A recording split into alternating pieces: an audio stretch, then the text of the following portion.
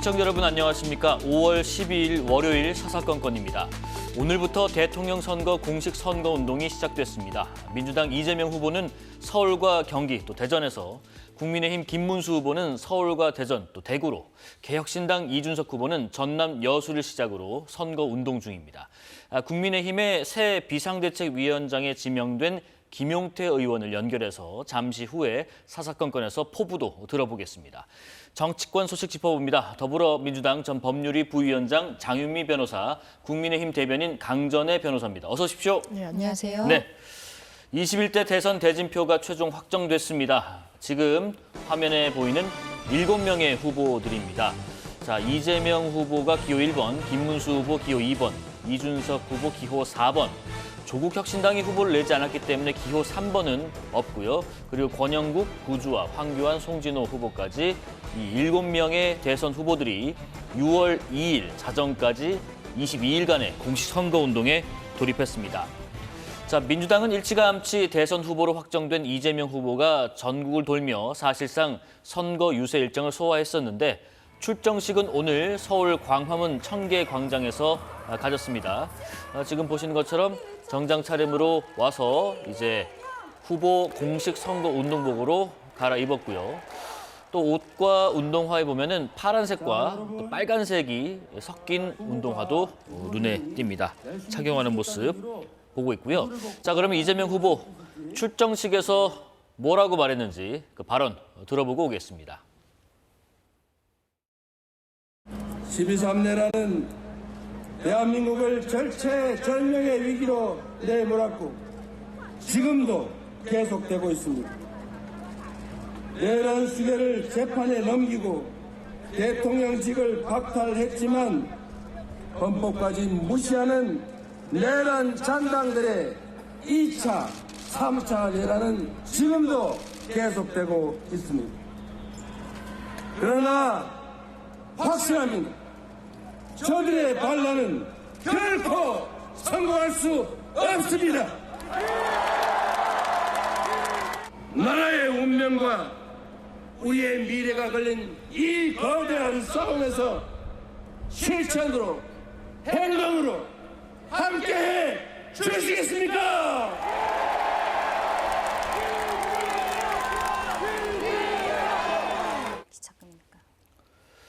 자, 장윤미 변호사님, 2차, 3차 내란이 계속되고 있다. 또 미래를 건 싸움에 행동으로 함께 해달라. 연설 첫 부분에 핵심이 다 담겨 있나요? 그렇습니다. 예. 사실 이번 대선의 가장 큰 특징은 조기 대선이라는 겁니다. 그렇다면 조기 대선이라는 게 왜 초래됐는지, 보통의 대선 국면이라면 윤여준 위원장이 어제 기자간담회에서 설명한 것처럼 회고적 투표를 할지 전망적 투표를 할지 국민들께 굉장히 선택의 문이 널리 열려 있다고 볼 수 있습니다. 예. 하지만 조기 대선은 다릅니다. 왜 국민의 비용, 시간을 들여서 앞당겨 대선을 치르게만 하는가? 누구의 잘못인가? 어느 진영의 잘못 때문에 상황이 초래된 것인가? 여기엔 정답이 있습니다. 윤석열 전 대통령, 그리고 윤석열 전 대통령을 배출한 국민의힘입니다. 네. 이런 부분과 관련해서 정치적으로 정확하게 이 부분에 대한 정치적 평가가 있어야 되고, 그 평가는 국민의 투표로 이루어질 수밖에 없습니다.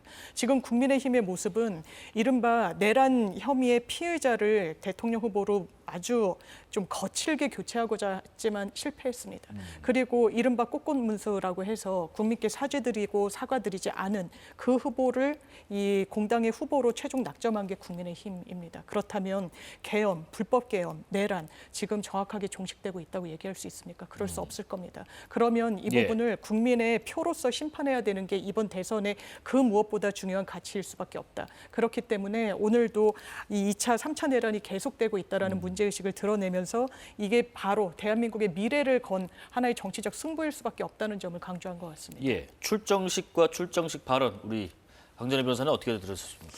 저 내용 중에 기득권과의 싸움 이런 표현들이 있었어요. 그런데 그것은 국민의힘을 지칭하는 것으로 보입니다만 실상 우리 국민들께서는 최근 윤석열 정부가 들어온 이후에 기득권이 과연 국민의힘이었던가, 오히려 거대 야당으로서 민주당이 보였던 모습이 기득권이 아닌가, 많은 의구심을 가지실 거라 생각을 합니다.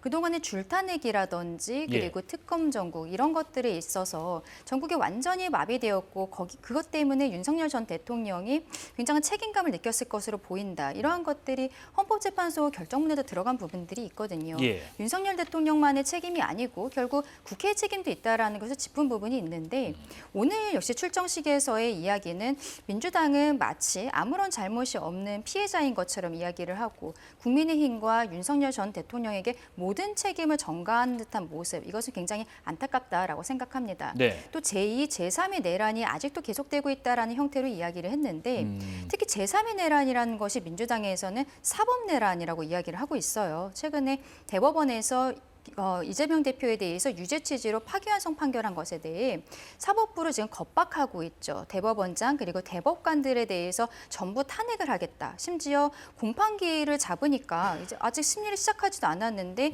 고등법원 판사들마저도 선제적으로 탄핵을 하겠다. 이러한 이야기들을 하고 있습니다.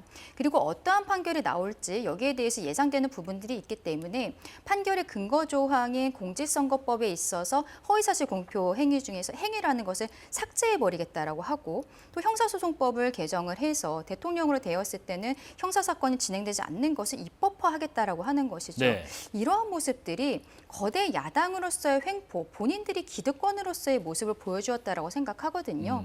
오늘 출정식에 있어서 저런 내용들은 참 국민들께서 보시기에 내로남불 같다라고 생각하셨을 것 같습니다. 뭐 현안 얘기 그동안 많이 나눠봤기 때문에 공식 선거운동 대선 관련 이야기 조금 더 이어가 보겠습니다. 이게 그 첫 유세 현장을 네. 보면은 후보의 전체 선거 전략도 보인다라는 말도 있는데 오늘 일단 출정식은 광화문 또 유세를 도는 지역은 경기 또 대전입니다. 어떤 의미가 있을까요? 일단 광화문이라는 예. 건 시민들의 총의가 모여졌던 정치적 굉장히 상징성이 강한 공간입니다. 네. 일단 뜻은 세상을 밝게 비추는 문이 광화문이에요. 그래서 민주당 지지자들은 빛의 혁명이라는 표현을 또 지금 쓰고 있기도 하고요. 이런 부분과 관련해서 최근에는 윤석열 전 대통령의 탄핵 국면에서 더 거슬러 올라가면 박근혜 전 대통령의 탄핵 국면에서 여기에 많은 시민들이 함께 뜻을 모았었습니다. 87년 민주체제와 관련해서는 호언철폐 그리고 독재 타도를 외쳤던 정말 많은 시민들, 넥타이 부대며 뭐며 이 대한민국의 민주화를 위해서 정말 본인의 하나하나의 힘과 노력을 기울였던 그 시민들이 함께 하셨던 그런 장소를 민주당은 민주정당이기 때문에 네. 그리고 국민들의 자유민주주의 질서를 수호하는 수권정당을 자임하기 때문에 광화문을 상징적인 공간으로 좀 그 국민들께 첫 일성을 던지는 공간으로 이렇게 삼은 부분이 있고요. 네네. 그 이후의 행보도 그렇습니다. 대통령 후보의 첫 일정입니다. 그러면 우리가 과거에만 함몰돼 있을 수는 없습니다. 미래로 나아가야 됩니다. 지금 경제 나쁩니다. 좋지 않아요. 생계가 굉장히 고통스럽다고 소상공인들 이야기하고 있습니다. 누가 이런 상황 초래했습니까? 윤석열 정부입니다. 그건 이론의 여지가 없습니다. 대한민국이 안전하게 운영되고 있을 때 갑자기 계엄을 하면서 주가 폭락하고 달러는 급증하고 이런 굉장히 대외적인 신인도까지 하락시킨 게 이 보수정당의 원죄가 없다고 할 수 없습니다. 네네. 그러면 민주당은 그 부분을 극복하겠다고 말씀드리는 겁니다. 그렇기 때문에 스타트업과 많은 이런 기업들이 위치해 있는 동탄, 판교, 그리고 과학기술의 집결지라고 할 수 있는 대전. 그래서 미래의 먹거리와 관련해서 가장 최선을 다할 수 있는 정당임을 오늘 이 유세, 이 동선에서 말씀드리고자 하는 겁니다. 네, 김문수 후보의 동선도 뒤에서 여쭤보고요. 강전혜 변호사님, 지금 출정식 모습에서 이재명 후보가 그 일전에 공개됐었던 그 빨간색 포인트 있는 숫자는 봤었고 또 운동복과 운동화에도 빨강 파랑이 섞여 있더라고요. 뭐 이런 부분들 전반적으로 국민의힘에서는 어떻게 보고 계십니까? 일단은 중도 확장적인 모습을 예. 보이겠다라고 하는 것으로 보이고 저희도 이제 선대위를 만들면서 선거운동을 본격적으로 시작을 했는데요. 저희 측에서도 아마 진보 인사들에 대한 영입이라든지 이런 것들이 있을 것이라고 생각을 합니다. 이번에 이재명 대표가 실상 여론조사상으로는 압도적으로 나오고 있는 것은 사실이기 때문에 메머드급 선대위를 꾸렸다라고 이야기를 하고 있어요. 그 네. 와중에 있어서 보수 쪽 인사들도 어느 정도 들어왔기 때문에 언론에도 크게 보도가 된 바 있습니다. 근데 이런 것들이 저는 좀 진정성이 있는가 의문이 드는 것이 네. 이재명 대표의 지금 선대위가 국민통합선대위라고 이야기를 하고 있는데 실상 그렇게 보면 정말로 당내 통합을 위해서 한번 이낙연 후보 전 대표를 만나러 갔었으면 어땠나 생각을 합니다. 네네. 그런데 전혀 그럴 생각이 없는 것이죠. 이제는 당 외의 사람이기 때문에 논의하는 것조차 불편하다라는 것이 현 현재 민주당의 입장이거든요. 근데 실상 지난번 대선 때만 해도 이낙연 후보도 굉장히 유력한 후보였었던 것이고 이재명 후보와의 싸움 가운데 있어서 어떻게 보면 지금 이재명 대표의 사법 리스크 이런 것들이 그때 시작이 되었다라고 볼 수는 있겠습니다만 나가서 당을 만들었지만 전혀 교류하지 않는 모습들 그리고 이번 과정에 있어서 결국에는 뭐 드랍하셨습니다면 한덕수 후보와 오히려 이낙연 전 대표가 공유하는 가치가 있다는 그 이미지들을 만들지 않았습니까? 이런 것들이 만약에 기존에 이재명 대표가 이낙연 전 대표를 좀 끌어안는 모습들이 있었다면 그런 모습 자체도 저는 생기지 않았을 것이라 생각하거든요. 네네. 같은 집에 있던 사람의 마음을 얻지도 못하고 있는데 외연 확장에만 신경 쓰고 있는 것이 아닌가라고 생각합니다. 뭐 이낙연 대표는 이번 선거에도 안 나오고 누구도 돕지 않겠다라고 얘기를 했죠. 여론조사 하나 살펴보겠습니다. 에너지경제신문 의뢰로 리얼미터가 실시한 조사입니다. 대선 주요 후보 3인 가상 대결 결과입니다. 이재명 52.1, 김문수 31.1, 이준석 6.3으로 나오고요. 이 조사는 에너지경제신문 의뢰로 리얼미터가 조사했고요. 7일부터 9일까지 전국에 거주하는 만 18세 이상 남녀 1,508명을 대상으로 무선 ARS 100% 방식입니다.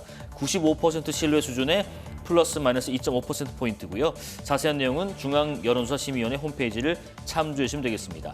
장 변호사님, 지금 물론 이 조사가 5월 7일부터 9일까지이기 때문에 국민의힘 후보가 최종적으로 정리되기 전의 조사입니다. 그 상황에서 이재명 후보의 지지율이 50%를 넘는다. 유의미한 부분 뭘지 지켜보겠습니다. 일단 네. 국민의힘이 혼란에 빠져 있을 때 그리고 후보 교체를 한다면서 민주성을 완전히 저버리고 정치적 무리수를 뒀을 때 네. 상대적으로 이 이득을 그리고 득점을 할 수 있는 건 민주당이었던 것 같습니다. 그동안 민주당이 내건 깃발은 그렇습니다. 우리는 빨강, 파랑 거기에 집착하지 않겠다. 진보, 보수, 과거의 이념 논리, 진영 논리에 갇히지 않겠다. 일단 먹고 사는 문제 그리고 대한민국의 미래 문제 그 부분에 더 고민을 하겠다라고 이야기를 했습니다. 네네. 그러면서 중도 보수를 표방하기도 했고 아까 외연 확장에 대해서 말씀 주셨지만 일단 정치는 사람이 하는 겁니다. 어떤 사람들이 몇 면이 민주당의 구성원을 구성하는지에 따라서 방향의 정책도 바뀔 수 있고 이 방향성도 바뀔 수가 있는 겁니다. 지금 민주당에 같이 포진해 계시는 많은 분들, 과거에 보수 정권에 몸담았던 분들도 계십니다. 이석연 법제처장 그러시고 또 윤여준 전 장관도 그러시죠. 보수의 책사라는 별칭이 있는 분이세요. 네. 그런데 지금 국민의힘에는 몸담을 수가 없다는 겁니다. 이른바 건전한 보수, 합리적인 보수, 개혁 보수를 지향하시는 그런 분들이 표류하고 있는 겁니다. 어떻게 해야 되겠습니까? 그 목소리도 소중하기 때문에 민주당이 받아 안겠다는 겁니다. 그래서 외연을 확장하면서 진보의 카테고리에 갇혀 있지 않겠다. 우리는 보수로 나아가서 전 국민을 향한 이런 실용 노선을 걷겠다고 표방하고 있는 겁니다. 그러면서 그런 메시지에 국민들께서 화답해주고 계시는 거다라고 생각합니다. 예. 50%는 적은 수치가 아닙니다. 국민의힘이 잘못하고 있고 상대평가에서 민주당이 반사이익을 얻은 것만으로는 설명되지 않는 수치라고 생각합니다. 반사이익만으로는 설명할 수 없는 수치다라고 하셨습니다. 근데 김문수 후보가 그런 얘기했어요. 정치는 산수가 아니다. 이것 빼고 저것 한다고 일로 가지 않는다라는 것 같은데 기적을 이뤄보겠다라고 또 했습니다. 자, 기적을 이루기 위해서는 뭐가 필요할지 싶습니다. 뭐 예를 들면 이준석 후보가 필요할지 아니면 한덕수 전 총리는 공동선대위원장을 맡지 않기로 했다는데 그러면 지금 기적을 위해서 필요한 것은 무엇인가요? 저희 스스로의 쇄신 의지죠. 쇄신 예, 의지요. 그것이 가장 중요하다고 예. 생각합니다. 이번 조기 대선 같은 경우에는 윤석열 전 대통령의 파면 결정으로 이루어진 것이기 때문에 저희 보수 정당에 있어서는 여기에 대한 반성의 메시지 그리고 보수가 어떻게 쇄신할 것인가 국민들께 보여드리는 장이 되어야 된다라고 생각을 하는데요. 네. 근데 조금 아까 우리가 봤던 이 리얼미터 조사 같은 경우에는 지난주에 7일부터 9일 사이에 있었던 일인데 그때 단일화 관련해 있어서 굉장히 어떻게 보면 국민들께서 보시기에 아니 너희들이 잘못해서 시작이 된 이 대선인데 지금 왜 이 안에서 싸우고 있는 것이냐 굉장히 실망스러우셨을 것이라 생각해요. 네네. 그렇기 때문에 중도층이 말하자면 이재명 대표를 조금 더 지지하는 모습을 보여서 아하. 이렇게 과반이 넘는 분들께서 이재명 대표를 지지하는 것으로 결과가 나오지 않았나 생각합니다. 저희가 이번에 따끔한 교훈을 얻었죠. 저희 지도부에서의 잘못된 선택들이 있었는데 이것을 저희 당원들께서 직접 바로잡아 주신 부분들이 있습니다. 그러게요. 김문수 후보조차도 이것은 기적이었다라고 이야기를 하고 있는데요. 어떻게 보면은 그동안의 당원들께서 한덕수 후보와의 단일화에 대해 강하게 요구하시는 듯한 모습들도 있었지만 그것을 생각하고 지도부에서 진행을 했던 일인데 절차적 정당성에 있어서 이것은 민주주의가 아니다라고 당원들께서 교훈을 주신 것이거든요. 저희는 오히려 여기에서 희망을 봅니다. 그동안의 민주당에서 이재명 대표와 이재명 대표의 그 지도부들이 폭주를 하는 가운데 민주당 당원들께서 민주당 지도부에게 따끔한 교훈을 주신 적이 한 번이라도 있었던가? 저희가 보기엔 그렇지 않다라고 생각하거든요. 네네. 저희 국민의힘 당원들께서 이번에 성숙한 민주주의를 보여주셨다라고 생각을 하고요. 이런 것들을 받들고 저희가 쇄신하는 모습들 보여드리면은 저희에게도 충분히 승산이 있지 않을까라고 생각합니다. 네. 특히 오늘 저희가 35살 비대위원장으로서 새로운 비대위원장으로서 김용태 의원이 되었는데 조금 이따 전화 연결이 된다라고 하기 때문에 뭐 저는 말씀을 줄이겠습니다만 오늘 나온 메시지들이 이미 중도 확장적인 이야기들 저희가 쇄신하는 모습 보여드리고 있는 부분들이 있거든요. 잘 할 수 있을 것이라 생각합니다. 예, 가처분 결과가 나오기 이전에 당원들 스스로가 이제 부결을 함으로써 이제 맺은 그 메시지가 분명히 있다라는 말씀이신 것 같아요. 우여곡절 끝에 그래서 기호 2번 국민의힘 후보로 대선 출마를 하게 된 김문수 후보는 첫 유세 일정으로 서울 송파구에 있는 가락시장을 선택했습니다. 오늘 김 후보 발언도 들어보시죠.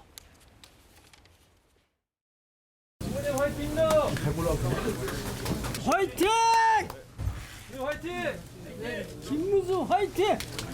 경제 좀 살려주세요. 지금 대한민국 경제가 침체, 장기 구조적 침체 국면에 들어와 있고 자영업자들 어려움에 처한 현실을 이곳에서 잘 보여주고 있습니다. 시장 대통령이 돼야 되겠다. 민생 대통령이 돼야 되겠다. 또 경제 대통령이 돼야 되겠다. 우리 대한민국이 잘 사는 대통령이 돼야 되겠다. 그런 생각을 합니다. 땀 흘려 일하는 자가 절망하지 않고 희망을 가지고 열심히 살 수 있는 대한민국 반드시 만들겠습니다. 네, 앞서 이재명 후보의 그 유세 일정에 대한 의미도 살펴봤는데요. 지금 김문수 후보 첫날 일정도 빡빡하네요. 서울에서 대전으로, 대전에서 다시 대구로, 대구에서도 서문시장으로 의미를 한번 들어보겠습니다. 일단은 가락시장에서 첫 일정을 시작했다라는 것은 말하자면 노동의 신성함 이런 것들을 보여주기 위한 행보였다라고 생각을 합니다. 네. 본인 스스로가 노동운동에 헌신을 했었고 그 과정에서 배우자를 만나서 지금까지 잘 지내고 계신 것으로 알고 있는데요. 이 과정에 있어서 본인이 시장 대통령이 되겠다라는 표현도 쓰고 있어요. 실물 경제가 굉장히 어려운 상황이 있고 그리고 서민과 함께하는 대통령이 되겠다. 근데 지금 이 모습이 어떻게 보면은 보수 후보로서는 이만큼 진정성 있게 다가갈 수 있는 후보가 있었던가라는 생각이 들 정도로 과거에 본인의 그 살아왔던 일정과도 맥락이 닿아 있다라고 생각을 합니다. 네. 대전 같은 경우에는 이번 대선 과정에 있어서 많은 후보들께서 가시게 되는 장소가 된 것 같아요. 일단은 과학도시, AI 이런 것들이 우리 대한민국의 미래 먹거리와 연결이 되어 있기 때문에 앞서 이재명 대표라든지 저희도 그렇고 뭐 이준석 대표라든지 다 비슷한 형태로 대전은 반드시 가야 되는 코스가 되었습니다. 마지막으로 대구 같은 경우에는 네네. 저희 보수 정당에 있어서 대구 서문시장은 좀 의미가 남다른 부분들이 있습니다. 본인들이 힘들고 아니면 시작할 때 이렇게 기운을 받기 위해서 가는 곳이 서문시장인데요. 서문시장에 가는 게 본인도 가고 있습니다만 또 의미가 있는 것이 권성동 원내대표가 오늘 원래 처음에 일정에 있어서는 대구 서문시장 같이 가는 일정이 없었는데 갑작스럽게 일정 변경이 되면서 함께하는 것으로 지금 보도가 되고 있습니다. 네. 그러면은 이번에 그 후보를 변경하려고 시도했었던 과정에 있어서 권영세 비대위원장은 실제로 이제 사퇴를 한 부분들이 있고, 근데 그때 많은 분들께서 아니 권성동 원내대표도 같이 나가야 되는 것이 아니냐라고 그러게요. 지적하신 분들이 네. 있는데 지금 후보가 오히려 지금 상황에서 그럴 것이 아니다, 함께 가야 된다라는 메시지를 주고 있어요. 그러면서 지방 일정을 원내대표가 이렇게 굳이 일정을 변경하면서 같이 간다는 것은 저희가 원팀으로서 나가는 모습들을 보여주고 있다라고 생각을 하거든요. 네네. 이러한 것들이 대구에서 한번 증폭이 되고 앞으로 전국을 돌아다니게 될 것인데 저희는 모두가 하나가 되는 원팀으로서 되지 않을까. 지금 처음에 경선에 8분이 시작을 하셨습니다. 지금 홍준표 시장 같은 경우에는 이미 하와이 무사히로 출국을 하신 상황이고 네네. 한동훈 전 대표 같은 경우에도 여러 가지 좀 조건을 걸면서 선대위에 지금 참여를 하지 않고 있어요. 그리고 한덕수 후보 같은 경우에도 지금 현재로서는 선대위에 참여하지 않는 것으로 알고 있습니다. 이런 상황에서 저희가 좀 어려운 부분들은 있지만 일단은 저희가 하나로 되는 모습들을 지지층들께 보여드리는 그런 의미가 있다라고 생각합니다. 알겠습니다. 권성동 원내대표가 일정을 변경해서 같이 가는 의미까지 담아서 설명해 네. 주셨습니다. 어떻게 보고 계십니까? 같이 간다고 원팀되지 않습니다. 같이 간다고 안 돼요? 예, 네. 원래 정치적 문법은 같이 경쟁했던 주자들이 다 선대위원장으로 한 목소리로 대선 승리를 위해서 뛰는 게 과거의 정치 문법에 부합했습니다. 국민의힘은 이마저도 되지 않는 거예요. 중도 확장 어떻게 되겠습니까? 시장 대통령 되겠다라고 해서 민생 살려지는 거 아닙니다. 오늘의 행보도 굉장히 좀 동선이 아쉽다는 이런 목소리가 보수 진영 내에서도 나옵니다. 네. 왜냐하면 서문시장은 아주 강경한 아주 그 강성 지지층들이 많이 계시는 상징적인 공간이기도 하죠. 네. 이 외연을 확장하는 데는 큰 도움이 되는가 이런 부분이 있죠. 그리고 시장을 간다라고 해서 민생에 대한 메시지를 주는 건 뭐 좋습니다만 그렇다면 정말 중도층을 위해서 김문수 후보가 최적임자라고 할 수 있는지 당장 어떤 이야기가 나옵니까? 이를테면 본인도 이렇게 이야기를 합니다. 이른바 이 정광훈 목사 세력과 관련해서 이분들은 의병이다라고 이야기를 해요. 그러면서 뭔가 어떤 M&A 같은 정치적인 결합 같은 걸 은근히 시사하고 있습니다. 예. 정광훈 목사 측에서는 더 강하게 이야기를 하고 있죠. 우리 때문에 된 사람이다. 그거 부인할 수 있습니까? 부인할 수 없을 겁니다. 자유통일당과 관련해서 초대 당대표였습니다. 지금 절연한다고 그 DNA가 없어지지 않습니다. 이 국면에서 이런 강화문에서 모였던 정광훈 씨의 세력이 어떻게 했습니까? 윤석열 대통령 두둔하고 중도층 마음 잡기 위해서는 꽃꽃문수가 아니라 국민들께 사죄해야 됩니다. 윤석열 대통령 부적절한 메시지 낼 때 절연하고 출당시키고 거기에 대해서 국민들께 정말 큰절을 당원들께 할 게 아니라 국민들께 사죄의 큰절을 올려도 부족한 상황에 이미 실기했고 지금 대선 22일 남았습니다. 중도 말로만 한다고 되는 거 아닙니다. 네. 외연 확장도 정말 진정성을 갖고 정책과 메시지로 내야 되는데 그냥 메이크업하고 그 순간순간을 모면하는 메시지를 낸다고 국민들이 속아 넘어갈 거다. 그렇게 착각하지 않으셨으면 예. 좋겠습니다. 앞서 두 분이 언급한 국민의힘 후보 선출 과정 한번 짚어보겠습니다. 그야말로 이변의 연속이었습니다. 혹자는 파국에 이르렀었다라고 표현도 하더군요. 김문수 후보로 최종 후보가 정해질 때까지 일들을 잠시 정리해봤습니다.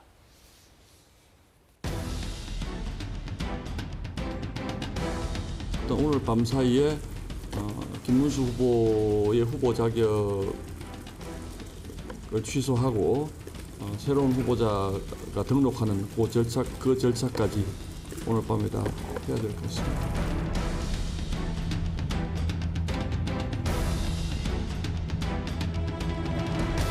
야밤에 정치 쿠데타가 벌어졌습니다. 대한민국 헌정사는 물론이고 전 세계 역사에도 없는 반민주적인 일이 벌어졌습니다. 김문수 후보의 대통령 후보 자격이 즉시 회복되었고 내일 공식 후보 등록이 이루어질 것입니다. 모든 책임을 지고 제가 물러나겠습니다. 모든 것을 겸허하게 수용하고 승복하겠습니다.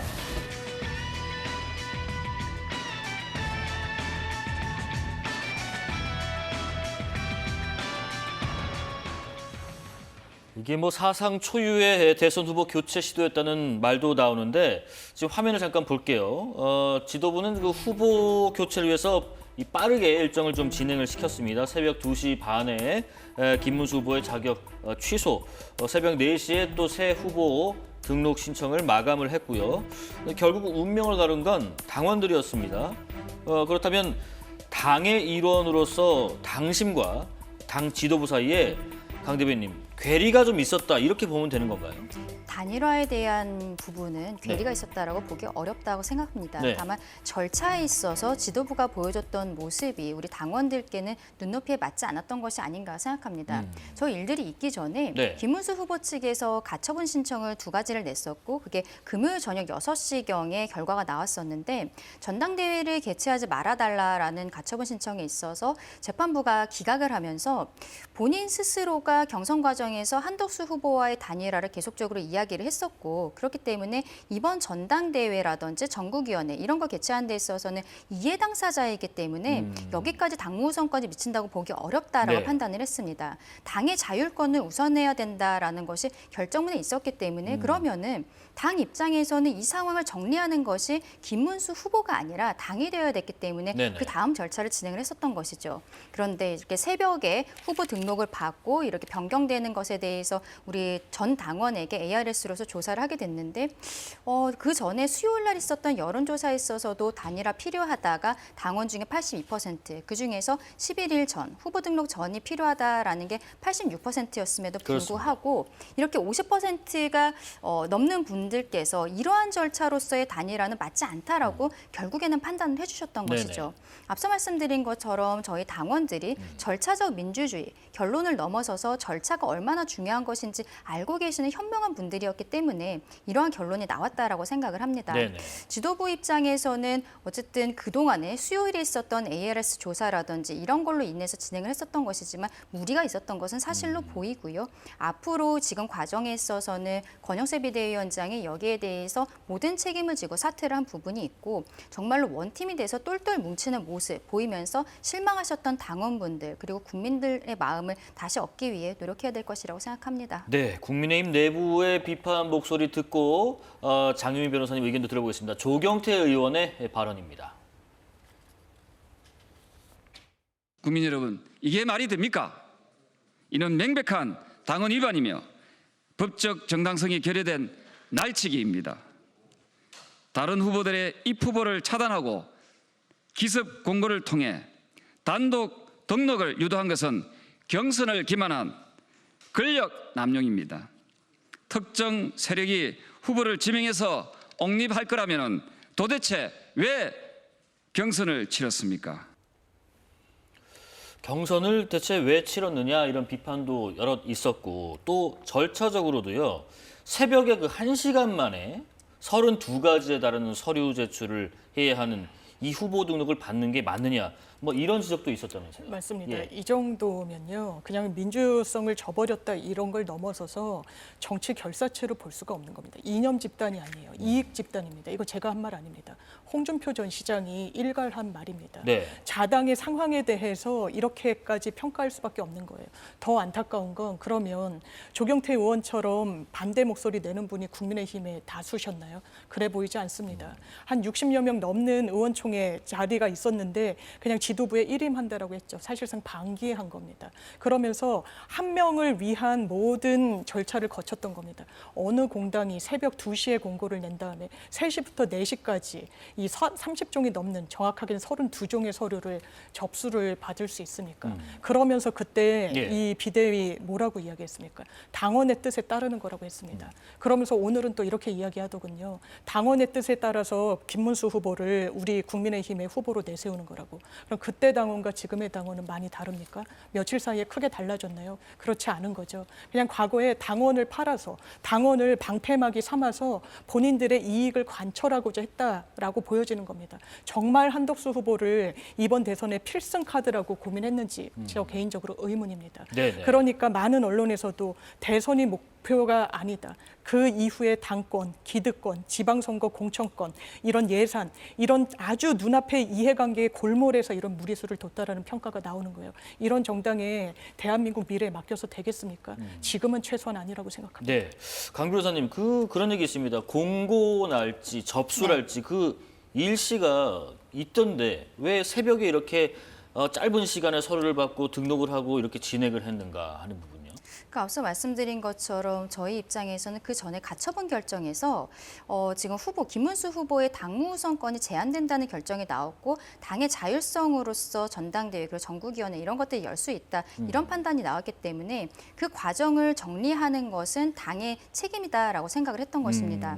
근데 그 그동안에 어떻게 보면은요, 경선 과정에서 만약에 한동훈 후보나 뭐 홍준표 후보 이런 분이 최종 후보가 되었다면 당 입장에서도 지금처럼 단일화에 대해서 강하게 이야기를 하진 않았을 것으로 생각을 해요. 그런데 김문수 후보는 선거 과정에서 본인이 김덕수 그리고 을지문덕 이런 캠페인을 했었기 때문에 네. 당에서는 그 다음에 단일화 과정들을 준비를 해놨었던 것입니다. ARS용으로 안심번호를 미리 받아놨고 전당대회도 준비를 하고 있었던 거예요. 그런데 김문수 후보는 당시에는 왜 본인을 빼고서 이렇게 하느냐, 후보를 축출하려는 것 아니냐, 강제 변경이 아니냐를 이야기를 했었던 것이죠.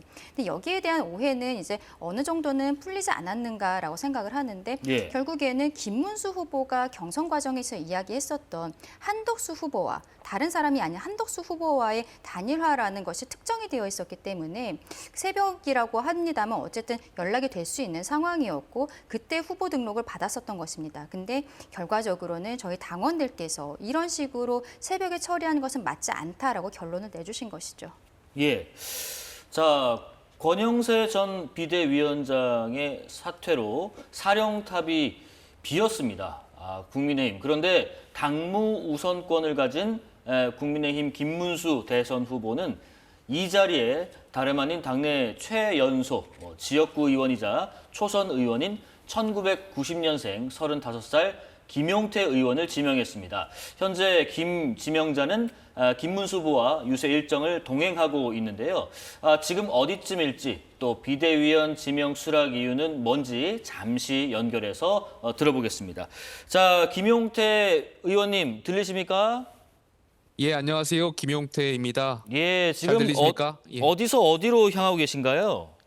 예, 지금 후보와 함께 저희가 대전 국립현충원에 갔다가 지금 서울로 저는 복귀하고 있습니다. 네네. 그 현지 일정에서 김문수 후보와 현충원 참배한 이후에 별도로 또 일정을 가졌던데 보니까 당대표 격이 찾은 건 제가 낯섭니다. 최상병 묘역도 찾으셨어요? 예, 그렇습니다. 최상병이 사고를 당한 지 2년 정도 다 돼가는 것 같습니다. 정말 죄송하고요. 그동안 윤석열 정부 그 안에서 있었던 일들에 대해서 사과를 드리고 싶다는 말씀 꼭 드리고 싶고요. 그 최상병이 사고를 당한 원인에 대해서는 밝혀졌습니다만 수사 외압이 있는 건지에 대한 것은 아직 밝혀지지 않았습니다. 여기에 대해서 유가족분들께 정말 죄송하다는 말씀 드리고 싶고요. 저희가 공수처가 지금 이 사건을 제대로 수사할 수 있는지부터 답을 해야 될 것 같습니다. 공수처가 여기에 대해서 수사를 할 수 없다면 다른 방안을 저희가 찾을 수 있도록 노력하겠습니다. 다시 한번 죄송합니다. 예, 비상대책위원장으로 지명된 이후에 개별 언론과는 지금 저희랑 첫 인터뷰를 하고 계신데 최상병 관련된 입장도 주셨습니다. 자, 그러면 무슨 과정을 거쳐야지 제가 지금 지명자라고 하는 호칭이 빠지는 건가요? 저희가 목요일 날 전국위원회가 예정되어 있습니다. 전국위원회에서 전국위원분들께 의결을 승인을 받는다면 목요일 날 비대위원장으로 취임하게 될 것 같습니다. 예. 그리고 그 10일에 비대위에서 유일하게 대선 후보 강제 교체 반대 의사를 비대위원 중에 표명을 하셨는데 그 이유는 뭔지 잠깐 들어보겠습니다. 제가 당에서 지도부를 3번째이고 활동을 하면서 당내 민주주의를 지키기 위해서 절차 민주주의를 지키기 위해서 노력을 많이 해왔습니다. 물론 결론적으로 어려웠던 부분도 있지만 과거에 저희가 이준석 국민의힘 당대표 시절에도 윤리위에서 당대표를 축출하는 과정이 분명히 잘못됐다라는 것을 맞서 싸웠었고 이번에 후보를 교체하는 과정도 그와 비슷했다라고 생각이 듭니다. 선출된 당대표, 선출된 후보를 취소하고 이렇게 축출하는 거는 분명히 절차 민주주의에 위배되는 부분이 있기 때문에 여기는 비대위원으로서 역할을 했었는데 사실 결론적으로 제가 막지 못해 당원분들하고 국민 여러분들께 굉장히 죄송한 생각이었습니다. 다만 저희 당원분들께서 이것을 다시 바로잡아 주셔서 참 저희 국민의힘이 당원분들께서 상식과 이런 생각들이 참 훌륭하시다 이런 생각이 들고 감사하다는 말씀을 드리고 싶습니다. 자, 이렇게 그 반대를 하셨었는데도 불구하고 위원장직을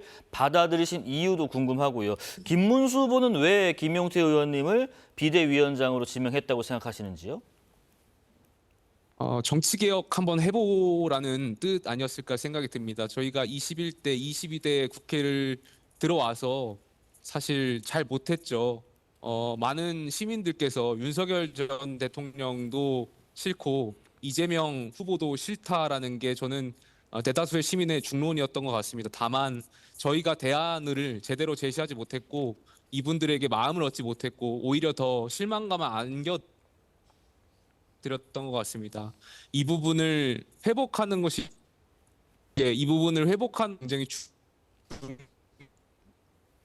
지금 그 하면서 정치 차량으로 개혁을 이동 중이기 때문에 김용태 비대위원장 지명자가 연결이 좀 고르지 못했는데 다시 한번 연결을 이어가 보겠습니다. 자, 말씀 계속 이어가 볼게요. 지금 그러면 어리다, 뭐 초선이다 이런 선입견도 있습니다. 비대위원장을 하기에는 여기에 대해서는 어떤 의견이세요? 예. 겸허하게 또 겸손하게 하겠고요. 다만 제가 국민의힘의 107명 국회의원 중에 막내입니다. 하지만 지도부가 세 번째고 이번에 비대위원장이 지명 완료가 된다면 사실 네 번째 지도부입니다. 107명 국회의원 중에 아마 지도부 경험이 많은 국회의원이 없을 거라고 생각이 들고 그런 경험을 잘 살려서 정말 비상시국 아니겠습니까? 이 비상시국에 저희 국민의힘의 상식을 되찾는데 역할 다하겠다는 말씀 드리고 싶습니다. 자, 이것부터 여쭤볼게요. 비상대책위원장 지명자로서 각오랄까요? 그렇다면 당 쇄신을 어떻게 하시겠습니까? 오늘 제가 선대위 모두 발언에서도 말씀드렸는데 연말부터 이어진 저희 정치 상황에 대한 언급을 드렸습니다. 전 대통령의 계엄은 분명히 잘못된 판단이었고 또 그 과정에서 저희 국민의힘이 대처했던 행동들도 잘못했고 사과에 대한 부분을 분명히 말씀드렸습니다. 앞으로 이 부분에 있어서는 쇄신하고 제가 반성하고 진정성 있게 바뀌어가는 모습을 드리겠다는 말씀 드리고 싶고요. 다만 제가 그 서로 간의 이해가 필요하다는 부분도 말씀을 드렸습니다. 탄핵을 찬성하는 분도 또 탄핵을 반대했던 분들도 저마다의 애국심과 또 진정성으로 판단을 하셨을 거라고 생각이 듭니다. 서로가 갈라치기 하고 비난할 것이 아니고 서로의 입장을 이해하는 것 굉장히 중요하다고 생각하고 있고 그러한 통합 또 이해를 이끄는 게 정당의 역할이고 저희 국민의힘이 해야 될 역할이라고 생각합니다. 예, 한 두 가지만 질문 더 드릴게요. 지금 사령탑을 맡게 되실 텐데 계엄과 탄핵에 대한 입장도 궁금하고 동시에 윤 전 대통령의 당적이 정리돼야 한다고 보시는지도 궁금합니다. 계엄에 대해서는 분명히 잘못했던 것이라는 것을 당시에도 말씀드렸고 오늘 비대위원장 지명자로서도 사과를 드렸습니다. 다만 이제 대통령에 대한 부분은 제가 이제 비대위원장 의결 절차가 끝나고 적당한 시점에 당내 구성원들하고 합의해서 입장을 말씀드릴 수 있도록 하겠습니다. 혹시 그 관련해서 김문수 후보께서 윤 전 대통령 당적에 관련해서 의견을 주신 게 혹시 있으신가요? 당적까지는 아니고 저희가 그 계엄과 탄핵에 대해서 오늘 기자분들께서 비대위원장 지명자가 했던 발언에 대해서 후보의 입장을 물어보셨고 후보께서도 오늘 대전에서 기자분들과 질의응답하는 과정 중에 본인의 입장을 정리해서 발표하시겠다라고 말씀을 드렸습니다. 아마 조만간 후보께서도 이 부분에 대한 입장을 말씀 주실 거라고 생각이 듭니다. 예, 마지막으로요. 김문수 대선 후보 유세 어떤 점에 중점을 두고 하실지 그리고 이준석 개혁신당 후보는 빅텐트에 별 관심이 없다고 했는데 이준석 후보와의 교감까지도 열려 있는지 궁금합니다. 저희 후보님은 정직한 분입니다. 그리고 상대 이재명 후보도 공교롭게 같이 이제 경기도지사를 하셨는데 경기도지사 하셨을 때 업적을 비교해 보시면 유권자분들께서 판단하시기에 쉬울 거라고 생각이 됩니다. 저희 후보님 같은 경우에 대장동이라든지 백현동이라든지 이런 정치 부패 사건하고 연결되어 있지 않습니다. 오히려 삼성전자를 유치하고 GTX를 실행했고요. 뭐 이런 것들에 있어서 많은 유권자분들께서 김문수 후보가 가진 장점, 실행력, 청렴한 그리고 반칙 없는 세상, 정직한 사람이 대통령이 되었을 때 우리나라를 어떻게 이끌 것인지에 대한 판단들을 하실 거라고 생각이 듭니다. 그리고 이준석 의원하고의 관련해서는 제가 뭐 오늘 비대위원장 수락한 지 하루도 지나지 않았는데 단일화를 말씀드리는 것은 적절하지 않을 것 같고요. 다만 조금 전에 그 이준석 의원 당시 당대표 시절에 축출을 했던 과정들 같이 함께 정당 민주주의를 위해서 목소리를 내고 맞서 싸웠던 부분이 있습니다. 그래서 제 민주주의에 대한 진정성, 정당 절차적 민주주의에 대한 정당성에 대해서는 그 누구보다도 이준석 의원께서 진정성 있게 이해하고 계실 거라고 생각이 들고요. 이 부분에서부터 서로 이야기할 수 있는 장이 열릴 수 있지 않을까 생각이 듭니다. 예, 오늘 말씀 잘 들었습니다. 조심히 올라오세요. 고맙습니다. 감사합니다. 네, 지금까지 김용태 국민의힘 비상대책위원장 지명자와 지명 이후의 첫 언론 인터뷰를 저희와 한번 해봤습니다. 자, 그리고 또 하나가요. 공식 입장을 좀 자제하던 윤석열 전 대통령이 김문수 후보로 대선 후보가 정리되자 자신의 SNS를 통해서 국민께 드리는 호소라는 글을 올렸습니다. 그러니까 국민의힘 경선 과정, 논쟁과 진통이 있었지만 건강함을 보여줬다. 자유 대한민국 체제 생사의 기로에 놓인 선거이니까 우리가 단결해야 한다. 이런 내용인데 강전혜 변호사님, 지금 한동훈 전 대표도 그렇고요. 김용태 비대위원장 의견은 좀 전에 들어봤고요.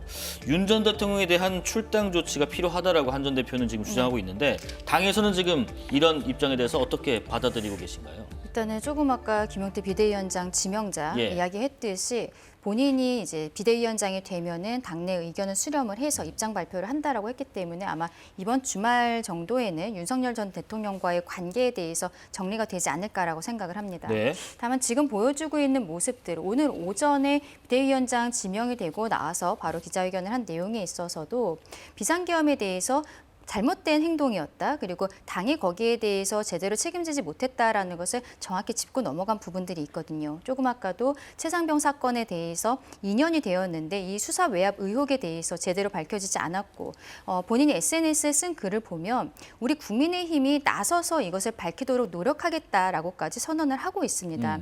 결국에는 윤석열 전 대통령과의 관계는 지금 새로운 비대위원장 체제 그리고 김문수 후보 체제에 있어서는 이제는 어느 정도 단절의 그 길을 가고 있는 것이 아닌가라고 생각을 합니다. 네네. 과거에 그 박근혜 전 대통령 같은 경우에는 파면 결정이 있고 한 7개월 정도 있다가 그때 홍준표 당 대표가 직권으로 강제 출당 조치를 내렸습니다.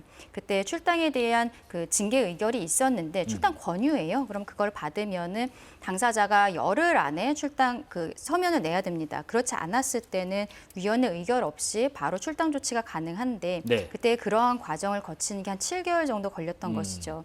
지금도 작년 12월에 사건이 있었고 그리고 4월에 파면 결정이 있었습니다. 지금 조기 대선을 앞두고 있는 상황에서 저희 입장에서는 대통령이 두 번째 파면 결정을 받은 거란 말이에요. 그러면은 조금 더 빠르게 움직여야 되는 것이 아닌가라고 생각합니다. 네. 지금 윤 전 대통령의 SNS 메시지 민주당에서는 지금 비판하고 있죠? 네, 왜냐하면 이 지금 1년의 과정들, 심지어 국민의힘의 당원조차 등 돌린 비대위였던 겁니다. 이 후보 교체에 있어서. 그런데 오히려 국민의힘의 건강성을 확인하는 절차였다라고 이야기를 합니다. 완전히 상식에 반하죠. 그러면서 또 한 번 어떻게 보면 선동을 하는 거예요. 지금은 또 체제 전쟁을 하는 이런 대선 국면이란 취지입니다. 맞습니다. 체제 전쟁입니다. 네. 자유민주주의 질서 누가 훼손시켰습니까? 대한민국이 평온한 밤을 지내고 있을 때 본인의 어떻게 보면은 망상에 근거해서 대한민국을 내란 거의 전시사변에 준하는 상황이라고 평가하고서 군을 국회로 보낸 거. 그건 자유민주주의 질서를 수호하는 세력입니까? 아닙니까?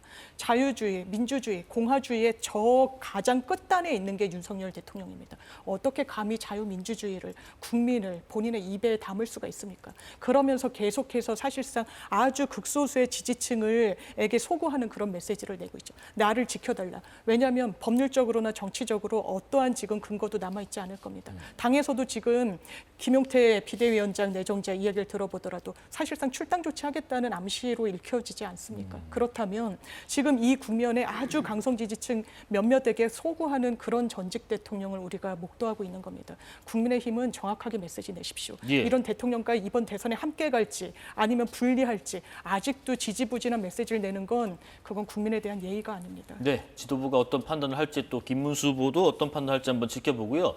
자, 이런 가운데 오늘 서울중앙지법 대법에서는 윤석열 전 대통령의 내란 혐의 3차 공판이 진행이 됐습니다. 이번 공판에서는 윤 전 대통령이 법원에 출석하는 모습이 처음으로 공개됐는데요. 앞서 지금 보시는 영상에 나오는 것처럼 특별한 입장 표명은 없었던 것으로 우리가 확인을 했습니다. 특혜라는 비판을 의식해서인지 오늘은 법원이 지하 주차장을 이용을 허용하지 않아서 기자들 앞으로 이제 지나갔거든요. 법원 입장이 바뀐 건가요? 그렇죠. 그동안 오늘이 세 번째 공판 기일이었었는데요. 두 번의 공판 기일은 지하 주차장 사용을 허락을 해줬었기 때문에 저렇게 포토라인에 쓰지 않았습니다. 근데 당시에는 법원에서 특혜라기보다는 안전상의 조치가 있었던 거예요. 검찰과 달리 법원 같은 경우에는 같은 시간에 재판을 받으러 오는 많은 민원인들이 있습니다. 네. 혹시라도 불필요한 신체 접촉이라든지 이런 게 있을 수 있다라는 것이고, 그리고 또 최근에 서부지방법원에서의 사건이 있었기 때문에 법원 입장에서는 안전이 무엇보다도 중요하다라고 판단했던 것으로 보입니다. 근데 첫 번째 공판기일에는 지하주차장뿐만이 아니라 촬영도 불허가 됐었어요. 네. 그런데 두 번째 기일에는 지하주차장은 그대로 쓰지만 촬영은 초반에 시작하는 부분에 있어서 할 수가 있어서 윤석열 전 대통령이 피고인석에 앉아 있는 것이 보여지는 바가 있었습니다. 오늘 같은 경우는 다 이제 풀어졌다라고 생각을 하는데, 근데 향후에도 아마 이 상황으로 계속 갈 것으로 보입니다. 지금은 어쨌든 조기 대선 과정이고, 그리고 어떠한 시위를 하시는 분들의 과격함 이런 것들도 과거에 비해서는 조금 줄어든 부분이 있기 때문에 법원에서도 그런 것들을 판단을 해서 이제는 지하주차장으로 가지 않아도 되겠다. 다른 피고인들과 똑같이 재판을 받으러 오면 되겠다라는 판단을 한 것으로 보입니다. 네. 오늘 장면에서 다른 의견 있으실지요? 일단 월요일 날 예. 재판부들이 재판을 하지 않습니다. 잘. 그러니까 동성가 그리고 이전부터 첫 준비기일부터 변호인이나 차장 통제 같은 거는 이미 법원에서 공지를 했었어요. 특혜 중에 특혜입니다. 이명박 전 대통령, 박근혜 전 대통령 어느 누구도 누리지 못했던 특혜예요. 그렇기 때문에 법원에서 갑자기 왜 그러면 이 포토라인에 서게끔 했는가. 그러니까 일각에서는 문재인 전 대통령이 중앙지방법원에 기소가 됐으니까 거기와 관련된 어떤 고등법원장의 판단이 있지 않겠느냐라는 그런 의혹도 나오고 있는 겁니다. 네. 그리고 개선 장군이 아닙니다. 오늘 법정에 들어갈 때도 기자들이 당연히 물을 수 있는 걸 물었습니다. 국민들께 하실 말씀은 없는지, 자유민주주의를 지금도 이 본인이 지키기 위해서 했다라는 생각에는 변함이 없는지, 그때 윤석열 전 대통령 경호 인력 어떻게 했습니까? 기자를 팔을 잡고 끌어내면서 굉장히 눈살을 찌푸리는 광경을 연출하기도 했습니다. 지금 반성이 과연 있는 것인지 좀 되묻고 싶습니다. 예. 자, 그리고 모레는요, 내란 중요 임무 종사 혐의로 기소된 김용현 전 국방부 장관과 김용군 전 대령 등에 대한 6차 공판이 열립니다. 재판부가 앞선 4차례 공판을 국가안전보장을 이유로 연속해서 비공개로 진행해서 일부 논란이 되고 있는데, 방청객과 기자들은 물론이고요, 변호인까지 내보내서 이제 항의하는 일도 있었습니다. 이게 지금 강전혜 변호사님, 공개 재판으로 되면은 국가안전보장에 우려가 되는 부분이 큰가요? 그렇죠. 이게 지금 비상계엄과 관련한 사건들이기 때문에 예. 결과적으로는 군인들이 동원이 됐었던 것 아닙니까? 그러면 증언을 하는 과정에 있어서 증인들의 군인들의 신상 정보가 공개가 된다라든지, 네. 그리고 부대의 위치나 동선 이런 것들이 공개가 되었을 때는 국가안전보장에 있어서 굉장히 심각한 위해가 있을 수 있다라고 법원에서 판단을 했던 것으로 보여요. 네네. 오히려 피고인들 같은 경우는 김용현 전 장관이라든지 그냥 공개 재판을 해줬으면 좋겠다라는 의지도 가지고 있는 것으로 보이는데, 이게 일부는 공개하고 일부는 비공개하고 이렇게 하기가 좀 어려운 부분들이 있습니다. 증인들이 말을 하는 가운데 있어서 갑작스럽게 기밀사항을 이야기할 수도 있는 부분들이 있어서 법원 입장에서는 전체적으로 비공개를 한 것이거든요. 예. 근데 이런 것에 있어서까지 특혜다라고 이야기하는 것은 조금 이해하기 어려운 부분들이 있습니다. 지금 그런 얘기합니다. 재판부 판단에 대한 반론도 있습니다. 부대 위치 말씀하신 것처럼 그런 출격 동선 이런 것들이 아니라 부대가 국회와 선관위를 점거한 이후에 무슨 일을 했고 또 누구에게 지시를 받았는지만을 살피기 때문에 국가 안전에 위해가 되는 부분이 크게 없을 것이다라는 의견도 있는데, 이게 국민의 알 권리를 네. 박탈한다는 비판도 나오는 것 같아요. 예, 비공개라는 건요. 예. 모든 사람들을 다 법정 밖으로 나가게 한다는 겁니다. 단순히 촬영, 생중계를 불허하는 걸 훨씬 뛰어넘는 거예요. 헌법에 공개 재판하여야 한다라고 되어 있습니다. 왜 그렇겠습니까? 우리 사법부에 흑역사가 있습니다. 이른바 사법살인, 인혁당 사건. 그러면서 밀실 재판의 그 끝에 그 희생자들이 있었던 역사가 있기 때문에 우리 헌법에 그 정신으로 담아놓은 겁니다. 공개 공개 재판하고 어느 누구도 법관이 제대로 재판하고 있는지를 볼 수 있도록요. 네. 물론 예외가 있습니다. 군사 기밀 사항이나 국가 안위와 관련되면 비공개로 전환할 수 있습니다. 다만 지금 이 부분과 관련해서 계엄의 그 당일에 어떻게 출동했고 어느 지시를 받았고 이 부분이 국가 기밀입니까? 아니면 누군가가 알리기 싫어하는 그런 사실관계들입니까?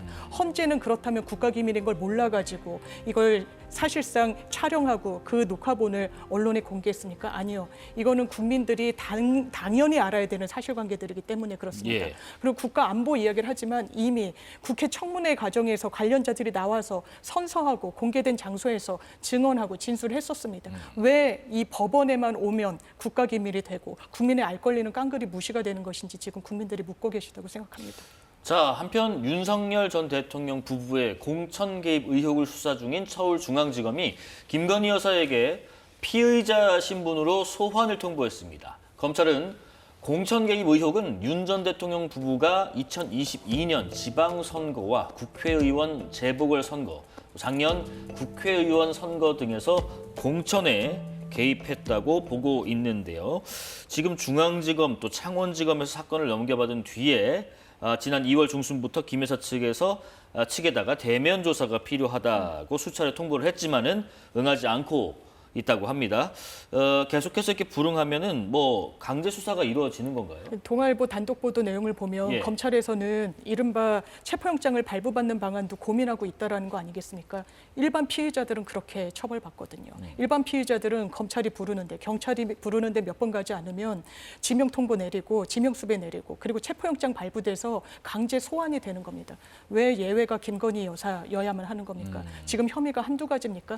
비교적 명확합니다. 이른바 명태균의 황금폰과 관련해서 검찰이 언제 포렌식 해가지고 증거물 확보를 다 마쳤습니까? 그런데도 부르지 않는다, 당사자를. 몸이 아프다. 지금 이게 수사가 정당하게 이루어지지 않다. 그거는 일방의 견해에 불과합니다. 그런 이유로 어느 누구도, 대한민국 국민 어느 누구도 소환에 불응할 수가 없습니다. 지금은 이미 사인이 됐고요. 혐의는 명확합니다. 이미 육성이 나오고 있어요. 본인의 육성, 윤석열 전 대통령의 육성. 내가 윤상현에게 하라고 했는데 말이 많다. 국민 앞에 눈 하나 깜짝하지 않고 거짓말했었습니다. 나는 그 당시에 재보궐선거의 공관위원장이 누군지도 모른다 그랬어요. 네. 정확하게 알고 있었습니다. 녹취로 드러났거든요. 이건 정말 대한민국의 민주주의의 꽃이라고 할 수 있는 선거 질서를 완전히 무력화하려고 했던 겁니다. 그것도 권력의 최정점이 있었던 윤석열 대통령 부부가 그랬다는 겁니다. 이제 와서 그런데도 수사를 받지 못하겠다? 그럼 검찰이 이걸 그냥 방기하는 게 맞습니까? 전혀 그렇지 않습니다. 검찰도 이 수사에는 사활을 걸어야 될 겁니다. 예, 강전우 변호사님, 지금 이 검찰 수사가요, 김건희 여사와 관련된 건진법사 청탁 의혹 관련해서 사퇴를 압수수색했고, 도이치모터스 주가 조작 의혹도 고검에서 재수사 중이고, 이런 일련의 내용들이 뭐 대선이나 향후 정치 일정에도 영향을 줄지, 혹은 당에도 좀 부담이 있을지 궁금하네요. 일단은 김건희 여사와 관련한 이 의혹들 같은 경우는 꽤 예전부터 이야기가 나왔던 것이기 때문에 네. 당장 선거에 있어서 뭐 유불리가 있을 것이라고 생각을 하진 않습니다.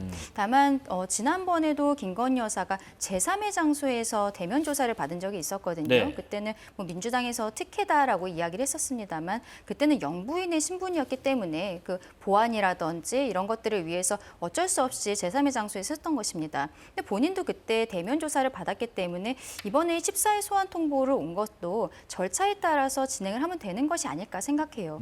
이미 변호인은 선임이 되어 있는 것으로 알고 있고 어떻게 보면 윤석열 전 대통령이 지난번에 출석 요구에 응하지 않으면서 체포영장이 발부되었었던 부분들 그리고 그 뒤에 결과적으로는 영장실질심사를 통해서 구속이 되었던 것을 누구보다도 잘 알고 있기 때문에 이렇게 답변을 하지 않고 차일피일 시간이 지나는 것이 절대 유리하지 않다라는 것을 알고 있을 것입니다.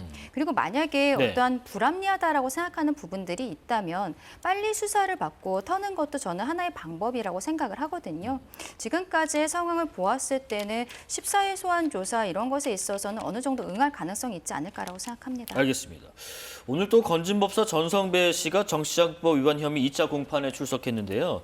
검찰은 이 밖에도 전 씨가 통일교 2인자연 윤모 씨로부터 받은 수천만 원 상당의 다이아몬드 목걸이와 명품백 등을 김 여사에게 전달했는지 등도 조사하고 있습니다. 앞으로 이 부분도 수사의 가속도가 붙을지요? 그럴 수밖에 없을 겁니다. 왜냐하면 이른바 법사폰이라는 게 또 등장을 해요. 법사폰, 네. 예, 포렌식을 해봤더니 이른바 건진법사라는 사람이 통일교회 2인자랑 주고받은 내역이 나왔습니다. 김건희 여사에게 전달드리게 이 목걸이를 선물하겠다라는 겁니다. 왜냐하면 나토 순방 때 6천만 원짜리 목걸이를 걸었는데 재산 신고 내역에서 누락돼 있었거든요. 그러니까 지인에게 빌려서 했다라고 합니다. 그러니까 통일교 2인자가 그럼 앞으로는 빌리지 마시고 저희가 선물하겠습니다. 그게 전달됐는지 안 됐는지 검찰이 지금 추적하고 있는 겁니다. 네. 이 목걸이가 6천만 원대고 지금은 시세로 8천만 원이라고 하더라고요. 아주 고급 브랜드라고 합니다. 하이엔드. 이 부분과 관련해서 김건희 여사가 정확하게 설명해야 될 겁니다. 왜냐하면 그 당시에 통일교의 현안이 캄보디아에서 사업을 확장하는 거였습니다. 그러면서 본인들이 직접 총리를 막 만나기도 하고 했지만 제대로 진행되지가 않았었어요. 그리고 그 즈음에 실제로 ODA 예산이 굉장히 증폭돼가지고 책정이 되기도 했었습니다. 이 부분에 대해서 김건희 여사가 육성으로 어떤 특혜 없이 정확하게 수사 받아야 될 겁니다. 거기에 대해서 증거물 지금 압수수색을 했지만 은닉인지 아니면 그 전달이 정확하게 되지 않았는지 검찰은 확보하지 않은 것으로 알려지고 있습니다. 이제 본인의 진술로서 확인해야 되는 시점이 왔다고 생각합니다. 자, 김건희 여사 외에 다른 배우자 이야기도 해보겠습니다. 민주당 이재명 후보의 배우자 김혜경 씨의 항소심 선고가 오늘 내려졌습니다. 항소심에서도 동일하게 벌금 150만 원이 선고됐는데 그러니까 김혜경 씨가 2021년 8월에 대선 경선을 앞두고 민주당의 전현직 의원 배우자 등 6명과 모임을 하면서 10만 4천 원 상당의 식사를 제공한 혐의로 기소됐고 1심에서 벌금 150만 원, 항소심에서도 150만 원입니다. 이거 영향이 미치는 부분이 있나요? 만약에 이게 확정이 된다면은요, 벌금이 100만 원 이상이 되는 경우에는 본인이 피선거권도 박탈이 되지만 김혜경 씨 같은 경우에는 본인이 출마할 것으로 보이지는 않고 다만 남편의 그 선거운동에 있어서 선거운동을 할 수 없는 자가 됩니다. 공직선거법에 있어서 선거권, 피선거권이 없는 사람은 선거운동 자체를 못하는 거거든요. 네. 근데 오늘은 항소심 선고가 나온 것이고 아마 대법원으로 상고를 할 것이 예상되기 때문에 확정되지 않아서 선거운동은 계속할 수 있을 것으로 보입니다. 그러니까 결국에는 남편 이재명 대표와 똑같은 상황인 것이죠. 이재명 대표도 대법원에서 파기환송 결정이 나왔습니다만 고등법원과 제3고 대법원이 아직 남아있는 상황이기 때문에 이게 유죄가 어느 정도 보이는 상황에도 불구하고 계속적으로 후보로서 유세를 다니고 있는 거잖아요. 지금 배우자도 똑같은 상황이다라고 말씀드립니다. 네, 그 전현희 최고위원이 그런 이야기도 했습니다. 그 김혜경 씨 선거법 사건도 대선 이후로 미루는 게 맞다. 네. 왜 그런가요? 이게 아마 요청을 드린 것 같습니다. 예. 배우자라고 하더라도 말씀 주신 것처럼 이 선거 운동하고 지원하는 기회도 상당히 제약이 될 수밖에 없어요. 100만 원 이상형을 받으면. 그래서 이게 선거 운동의 기회가 균등하게 부여돼야 된다라는 헌법상 그 116조의 조항이 있다 보니까 그 연장선상에서 재판부에 사실 청을 한 부분인데 재판부가 소송 지휘권에 하에서 그럴 필요는 없다. 선고는 그냥 일정대로 하겠다는 의지를 보인 것으로 보이고요. 다만 이게 확정이 된 게 아니라 항소심에 이제 판단이 나온 부분이 있기 때문에 대법원으로 상고심에 가게 되면 지금 이 대선 22일 오늘로 남게 되었는데 그 기간 동안에 실질적으로 선거운동에서 기회를 박탈당하는 불이익은 법적으로 걱정하지 않으셔도 될 것 같습니다. 혹시 이 의견에 대해서 보태실 말씀 있으실지요? 그러니까 지금 이재명 대표 내외가 공직선거법 사건에 있어서 이렇게 함께 피고인의 신분으로 있는 상황인데 여기에 대해서 국민들께 죄송하다는 말씀을 드려야 되는 것이 아닌가 생각해요. 우리가 이 방송 처음에 시작할 때 이재명 대표가 오늘 광화문에서 출정식을 하면서 네. 기득권에 대한 문제 제기를 하고 있었는데 지금까지 민주당과 이재명 대표가 보여왔던 것이 바로 그 기득권의 전형적인 모습이었다. 그렇게 다시 한번 말씀드리고 싶습니다. 예, 더불어민주당 전 법률위 부위원장 장윤미 변호사, 국민의힘 대변인 강전애 변호사와 정치권 이야기 나눠봤습니다. 고맙습니다. 감사합니다. 5월 10일 월요일 사사건건 여기까지입니다. 시청해주신 여러분 고맙습니다.